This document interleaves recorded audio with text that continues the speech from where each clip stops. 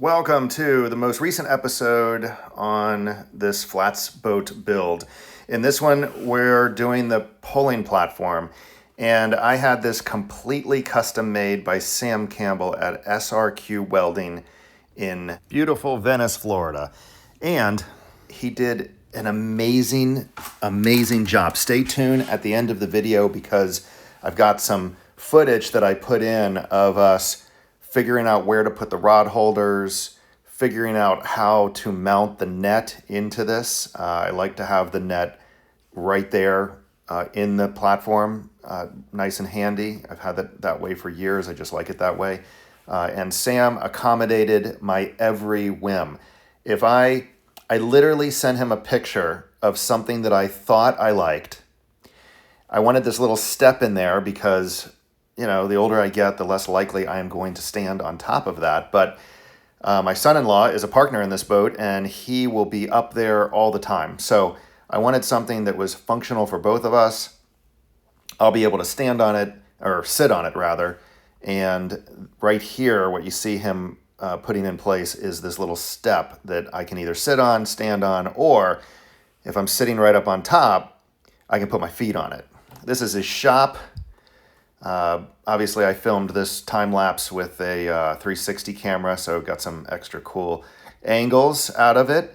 But like I said, stay tuned to the end because I'll take you through the process of doing this with Sam. And I could not recommend Sam and his company and his crew enough. Way beyond my expectation. As far as I'm concerned, it came out absolutely perfect. I'm going to cut the starboard platform on the top and the step myself, so that'll be another episode. And then we're going to take it over to a C-deck, custom C-deck place to have the C-deck routed out to fit perfectly, and then also routed out to have the name of the boat, which is One Life, written in the top part of it. So that'll be a next episode. But this pulling platform just came out so far beyond my expectation. I'm really happy with it. Here we're positioning the rod holders, and he uses a little angle finder along with tack welding them in place, and then lots of eyeballing it, lots of standing at all different angles to make sure it's right. I participated in this part, and to say that Sam is a perfectionist is an understatement. Absolutely perfect. Everything about this was perfect. And then the icing on the cake for me anyway was we decided to take a rod holder, cut it in half, and use this rod holder on a standoff pipe to support the butt end of the net. This is what we're working on right here. As you can see, I was there for several hours getting everything exactly the way I wanted it. Aside from being a perfectionist, Sam has a ton of patience, clearly. Because there's no doubt that I can be a bit annoying and I want things a certain way. But it was a great experience. So I'll stop talking here and just let you check out the rest of the time lapse, and then we'll pick up with some regular video at the end here.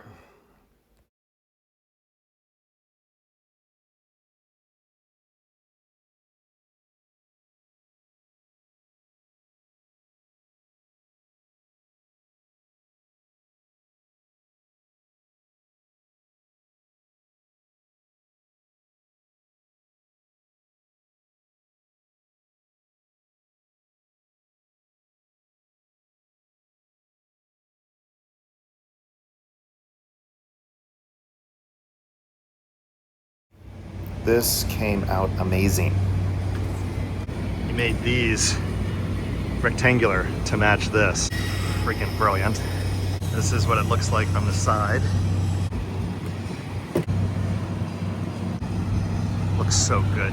This is the rear rod holder. It'll be straight up and down, just like that. The other one is gonna go right here at a 45.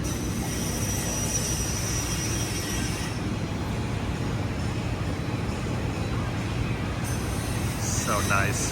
When this opens, it leans against this.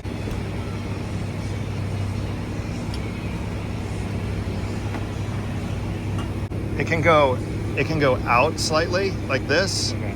I think that would be fine if it was out slightly. Just this will be straight up and down though, right? Correct.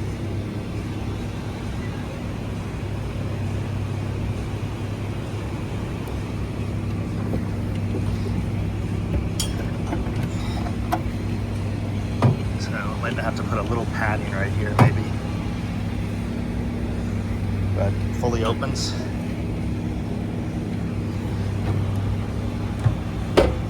So this is the ultra simple net holder.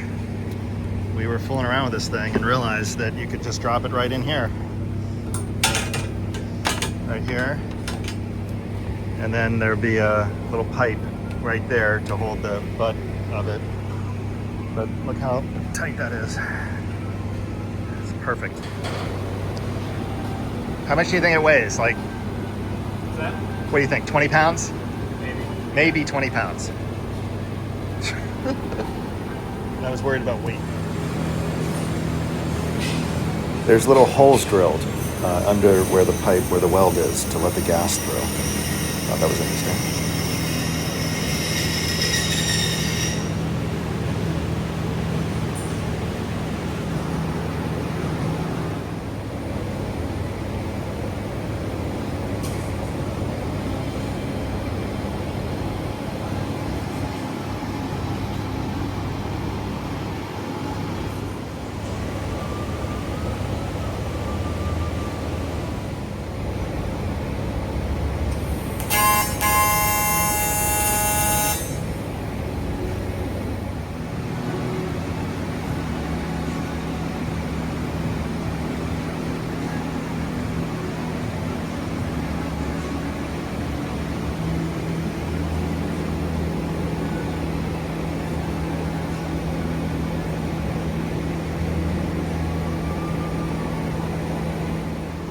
Sorry.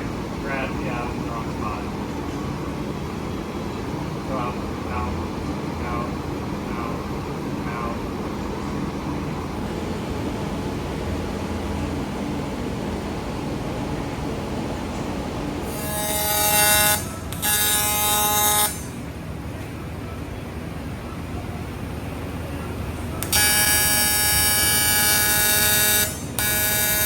As you saw in the time-lapse, they position the pads first. This larger hole is for me to pull the wire up through. I'll use a vacuum to suck a ribbon right up through those pipes and out the back top for the stern light.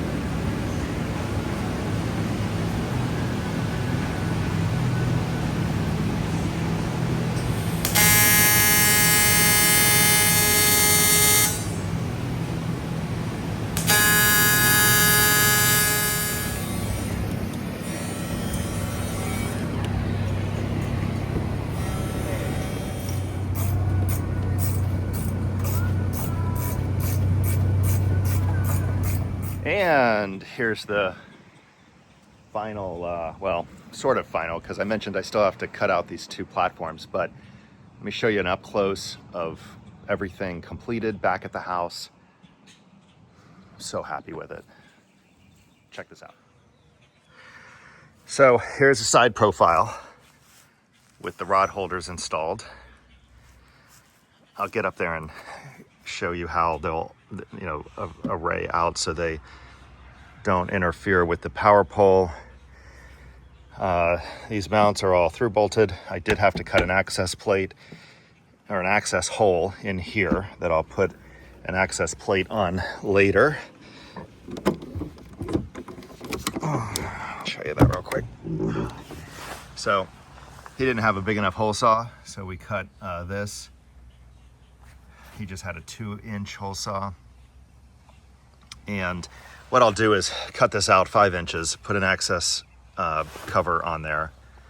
And it's a good idea to have access to that side of the bilge, because as you know from the previous videos, you can access everything from this side, but nothing from this side. So I had no problem cutting that for him in the moment. Through bolted, everything is through bolted, nothing is lagged. I love the way that he angled these pipes. It just adds some flair and it provides enough space for this to come up. As you know, the backrest mounts right here. So there's a compromise between this platform right here being big enough to actually stand on and walking back and forth. So that said, I wouldn't change anything, but it is a little tight. I'll show you in a minute. It's a little tight to stand on. It is completely, I know you can't see it because I got the cover on, but this is in line with the top of the console and in line with the deck gear stool. So aesthetically, it looks really nice. Let's take a close up. So, as you can see, this, I'll stand on it here. Ooh, actually, no, I won't. It is hot. So, what's great is sitting on here and putting your feet on this. That's fantastic. Using this to get up onto it, fantastic. Actually, just standing on it, my son-in-law can stand on it, but he is a skinny little thing, and my ass is too big. So this is really super comfortable. Kind of hard to see. Yeah, this is really comfortable. I could sit here, no problem. Standing on it though, actually, there's enough room. Now that I'm doing it, there's enough room to stand on here. I thought there wasn't, but I don't know. Maybe when the boat's, probably to stand here and cast is comfortable. It's gonna be hard to know until we're actually up there. You can see this one perfectly straight, and the rod would go out this way.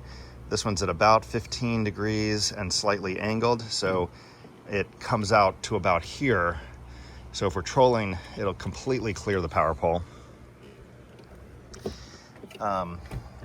The amount of space that we had between the motor control access and here was the perfect amount.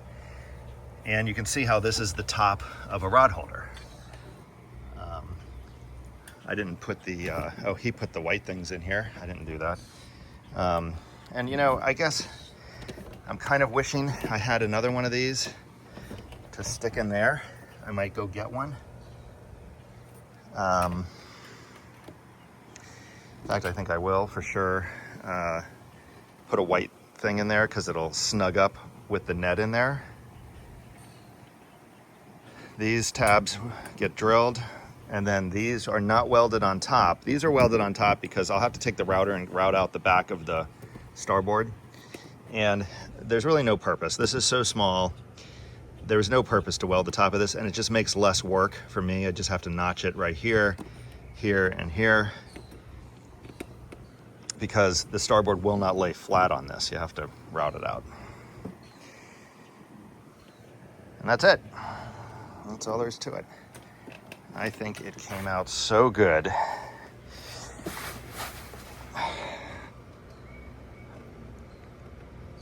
Very, very happy.